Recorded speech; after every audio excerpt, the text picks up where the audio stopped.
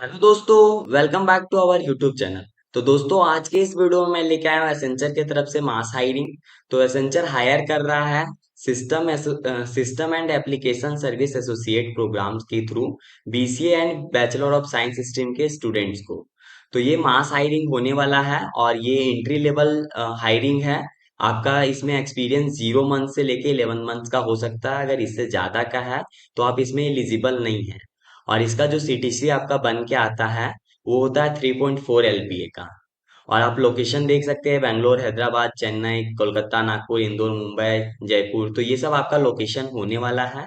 और ये जो आपका अपॉर्चुनिटी है वो फुल टाइम अपॉर्चुनिटी है। और इस हायरिंग का लास्ट डेट अभी मेंशन नहीं है। 2 फेज पहले ही इसका हो चुका है और तीसरा फेज स्टार्ट होने वाला है। तो आप जितना जल्दी हो सके उतना जल्दी अप्लाई कर ले। तो आप देख लेते हैं कि इसमें कौन कौन से स्टूडेंट अप्लाई कर सकते हैं। तो इसका एलिजिबिलिटी क्राइटेरिया देखते हैं। तो इसमें बेसिकली बैचलर ऑफ साइंस और बीसीए स्टूडेंट एलिजिबल होते हैं और बाकी सारे स्ट्रीम जो भी यहाँ पे मेंशन है वो सब भी एलिजिबल हैं।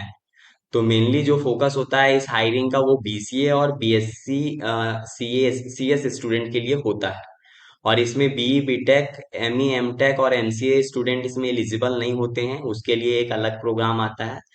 तो बेसिकली ये जो सासा रोल है, system and application service associate, ये बैचलर ऑफ साइंस स्टूडेंट के लिए है और बीसीए स्टूडेंट के लिए है।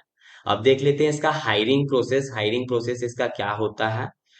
तो सबसे पहले तो इसमें आपका क्या करना होगा कि आपको सबसे पहले इसमें देखना होगा कि आप एलिजिबल है कि नहीं है। अगर आप एलिजिबल हैं तो उसके बाद आपको जैसे ही आप अप्लाई कीजिएगा आपके पास एक मेल आएगा जिसमें आपको बताया जाएगा कि आप एलिजिबल हैं। और उसके बाद आपको मॉक टेस्ट का मेल आता है।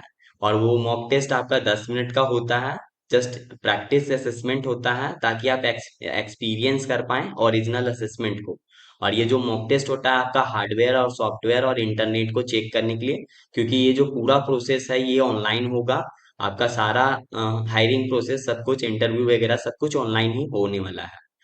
उसके बाद आपके पास आता है मेल असेसमेंट टाइप चूज करने के लिए। तो बेसिकली सासा रोल में आपका कॉग्निटिव असेसमेंट ही मैंडेटरी होता है। बट आपके पास टेक्निकल का भी ऑप्शन होता है और ये और टेक्निकल असेसमेंट जो होता है वो ऑप्शनल होता है। तो आपके पास मेल इसलिए आता है ताकि आप चूज कर पाए कॉग्निटिव असेसमेंट या फिर कॉग्निटिव एंड टेक्निकल असेसमेंट। तो मेरा जो सजेशन होगा कि आप सेकेंड वाला चूज करें, कॉग्निटिव प्लस टेक्निकल। क्योंकि आपको यहाँ पे लिखा हुआ देख सकते हैं कि ओवरऑल सिलेक्शन प्रोसेस में इसका जो स्कोर होगा, टेक्निकल का स्कोर जो होगा वो मैटर करेगा आपके सिलेक्शन में। और उसके बाद देख लेते हैं कि कॉग्निटिव में आपका कितना क्वेश्चन रहेगा। तो कॉग्निटिव में आपका 50 क्वेश्चन रहेगा और क्वेश्चन आपका English ability, critical thinking, problem solving and abstract reasoning. तो बेसिकली इंग्लिश और रीजनिंग ही है सिर्फ, इसमें मैथ्स नहीं होता है। एसेंचर में आपका मैथ्स का क्वेश्चन नहीं पूछा जाता है। और आपको अगर सिलेबस चाहिए तो आप कमेंट करें, मैं डिटेल्ड सिलेबस इसके में नेक्स्ट वीडियो में लेके आऊंगा। उसके बाद आपका यहाँ कॉग्निटिव और टेक्निकल जो होता है वो आपका होता है 90 मिनट्स का होता है। इसमें कॉग्निटिव का आपका 50 क्वेश्चन रहेगा 50 मिनट्स का। और टेक्निकल का क्वेश्चन रहेगा 40 क्वेश्चन 40 मिनट्स का। और कॉग्निटिव का आपका जो सिलेबस होगा वो आएगा यहाँ communication application, common application and MS office से। और सूडो कोड पे ज्यादा ध्यान दें क्योंकि सूडो कोड का इसमें ज्यादा क्वेश्चन होता है। लगभग 40 में 18 से 20 क्वेश्चन सूडो कोड का होता है और 10-12 इसमें होता है, 10 इसमें होता है। तो मेनली आपको फोकस करना है टेक्निकल में सूडो कोड पे। उसके बाद आपका आता है यहाँ फिर ये कम्युनिकेशन असेसमेंट। अगर आप ये क्लियर कर लेते हैं तो आपके पास फिर कम्युनिकेशन असेसमेंट का मेल आता है जो कि अप्रोक्स 30 मिनट का होगा। और ये एलिमिनेशन राउंड होता है, ये भी मैंडेटरी राउंड है। अगर आप इसमें अच्छा नहीं परफॉर्म करिएगा तो आपको इसमें एलिमिनेट किया जा सकता है। उसके बाद आपका अगर ये क्लियर होता है तो लास्ट आपका होगा इंटरव्यू राउंड।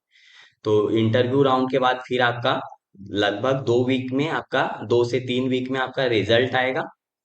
तो बेसिकली ये आपका हायरिंग का प्रोसेस है। अब देख लेते हैं इसका अप्लाई कैसे करना है। तो ये आपका फॉर्म है। और अगर आपके पास पेन कार्ड नहीं है तो आप एसेंचर में अप्लाई नहीं कर पाएंगे।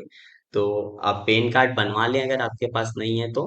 और जिनके पास है वो अप्लाई कर सकते हैं। ये हायरिंग आपका एसेंचर की तरफ से है। इससे पहले भी मैंने बीसीए और बीएससी स्टूडेंट के लिए हायरिंग बता रखा है, तो एचसीएल और टीसीएस की तरफ से मैंने बताया था।